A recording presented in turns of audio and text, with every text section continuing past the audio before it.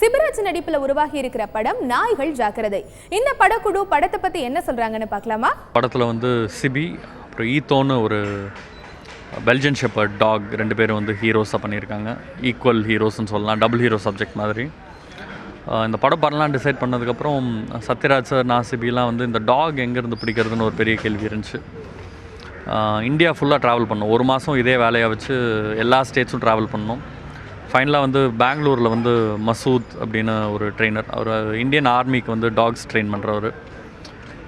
K9 யூனிட்மாங்க, அது ஒரு டிஃபென்ஸ்க்காக சிஆர்பிஎஃப்க்கு tax train பண்ணுறாரு. அங்கேருந்து இந்த டாக் கூட்டிகிட்டு வந்து தான் இந்த ஷூட்டிங் நடந்துச்சு.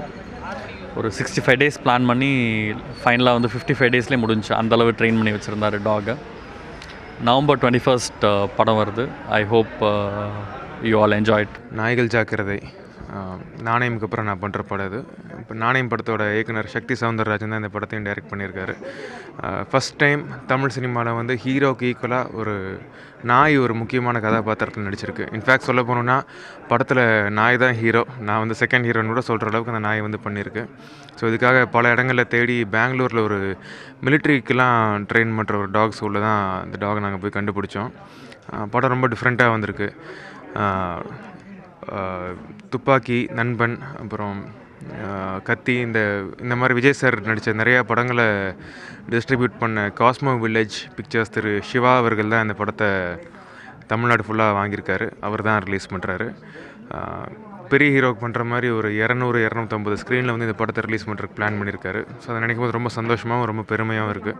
ஸோ படம் நவம்பர் 21 ரிலீஸ் ஆகுது. எல்லோரும் இந்த படத்தை தேட்டரில் போய் பார்த்து இது ஒரு வெற்றி படமாக்குங்க. நிறைய புது முயற்சிகளை நீங்கள் நல்லா வரவேற்கிறீங்க. ஸோ அந்த வகையில் இது ரொம்ப டிஃப்ரெண்ட். இதுக்கு முன்னாடி இப்படி ஒரு படம் நீங்கள் பார்த்துருக்க மாட்டீங்க. ஸோ பார்த்துட்டு இந்த படத்தை ஒரு வெற்றி படமாக்குங்க. இந்த படத்தில் என்னோடய கேரக்டர் பார்த்திங்கன்னா ஒரு டாக்டர், சிபி சாருக்கு ஒய்ஃபாக ப்ளே பண்ணுறேன். அண்ட் இந்த படத்தில் என்னோடய கேரக்டர் ரொம்ப ப்ராமினெண்ட்டான ஒரு விஷயம். சாங்ஸ் பார்த்திங்கன்னா நிறைய மாண்டேஜஸ் தான், குத்து சாங்ஸ் அந்த மாதிரி கிடையாது. ரொம்ப ப்ளசண்ட்டான ஒரு சாங்ஸ். இந்த மூவி ரொம்ப ஒரு எதிர்பார்ப்பு இருக்கிற மூவி. பிகாஸ் சத்யராஜ் சார் அவங்களோட ப்ரொடக்ஷன், அவங்களோட ஒய்ஃப் சத்யராஜ் சார் அவங்களோட ஒய்ஃப் த ப்ரொடியூசர் இந்த படத்துக்கு. And I am very thankful to entire team. So இந்த படம் பாருங்கள், உங்களுக்கு எல்லாருக்கும் ஒரு நல்ல மெசேஜ் இருக்கும்னு நான் ஃபீல் பண்ணுறேன். ரொம்ப நாள் கழிச்சு நாயெல்லாம் வச்சு ஒரு படம் வருது. உடனே நீங்கள் நாய் டைப் அடிக்கும், நாய் போய் காதலுக்கு தூது போகும், இந்த மாதிரிலாம் இல்லாமல் ரொம்ப சென்சிபிளான ஒரு டாக் ஃபிலிம். ஒரு டாக் அண்ட் மேனுடைய பாண்டிங், ஒரு ட்ரபிள்டு போலீஸ்மேன், அவர் லைஃப்பில் அந்த டாக் எந்த அளவுக்கு ஹெல்ப்ஃபுல்லாக இருந்துச்சு அப்படின்றது தான்.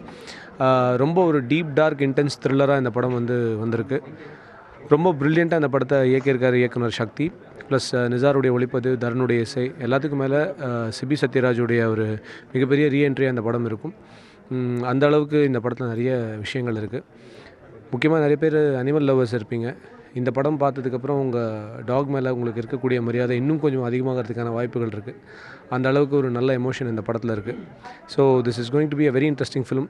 ரொம்ப பெரிய படம்லாம் கிடையாது, ரொம்ப சின்ன படம் தான். ஆனால் என்னென்னா, நான் சொல்கிறது டைம் டியூரேஷனில், அந்த டைம் டியூரேஷனில் நிச்சயமாக உங்களை அந்த 2 மணி நேரமும் தேட்டரில் உங்களை கட்டி போகிறதுக்கான பல அம்சங்கள் இந்த படத்தில் இருக்குது. ரசனைக்குரிய பல விஷயங்கள் ப்ளஸ் இன்ட்ரெஸ்டிங் எலிமெண்ட்ஸ் இந்த படத்தை நெக்ஸ்ட் லெவல் கொண்டு போயிருக்கு. தரனுடைய இசை ஒரு மிகப்பெரிய ப்ளஸ், பிரவீன் சாருடைய எடிட்டிங், எல்லாமே சேர்ந்து ஒரு நல்ல கலவையாக அந்த படம் வந்திருக்கு. நிச்சயமாக உங்களை என்டர்டெயின் பண்ணணும்னு நம்புகிறோம். ரொம்ப ஒரு முக்கியமான ஒரு படம் எனக்கு. ஏற்கனவே நிறைய எக்ஸ்பெக்டேஷன்ஸ் இந்த படத்துக்கு. ஏன்னா ஒரு நாயை வச்சு ஒரு டிஃப்ரெண்ட்டான ஒரு ஸ்கிரிப்ட். சிபி சார் ரொம்ப நாள் கழித்து ஹிஸ் கம்மிங் பேக், ஒரு பெரிய கம்பேக் அவருக்கு இந்த படம். ரொம்ப நல்லா பண்ணியிருக்காரு. படம் ஃபுல்லாகவே நாயை வச்சு ட்ராவல் பண்ணுறதுனால ரொம்ப டிஃப்ரெண்ட்டான ஒரு ஸ்கிரிப்ட் இது. மியூசிக் ஒர்க் பண்ணுறதுக்கு ரொம்ப சேலஞ்சிங்காக இருந்தது. 2 பாட்டு படத்தில் வர்றது 2 பாட்டு. என் நெஞ்சில் ஏறி நாய் அப்படின்னு ஒரு சாங் மதன் கார்கே எழுதியிருக்காரு, நரேஷ் ஐயர் பாடியிருக்காரு, இன்னொன்று ஹரிச்சரன் பாடியிருக்காரு, யுகபாரதி சார் எழுதியிருக்காங்க. படத்தோட ப்ரோமோ சாங் டாகி ஸ்டைல் அப்படின்னு கானா பாலா சார் பாடியிருக்காங்க, மதன் கார்கே சார் எழுதியிருக்காங்க. ரொம்ப நல்லா வந்திருக்கு. பேக்ரவுண்ட் ஸ்கோர் இந்த படத்துக்கு பண்ணுறதுக்கு ரொம்ப சேலஞ்சிங்காக இருந்தது. ஹீரோயினுக்கு டுவெட் சாங்ஸ்லாம் கேட்டிருப்போம். பட் இந்த படத்தில் ஹீரோக்கும் நாய்க்கும் டுவெட் சாங்லாம் இருக்குது. So thanks to the whole team. எல்லாமே ரொம்ப ஹார்ட் ஒர்க் பண்ணி இந்த படம் பண்ணியிருக்கோம். ஒரு டிஃப்ரெண்ட்டான ஒரு எக்ஸ்பீரியன்ஸ் இது.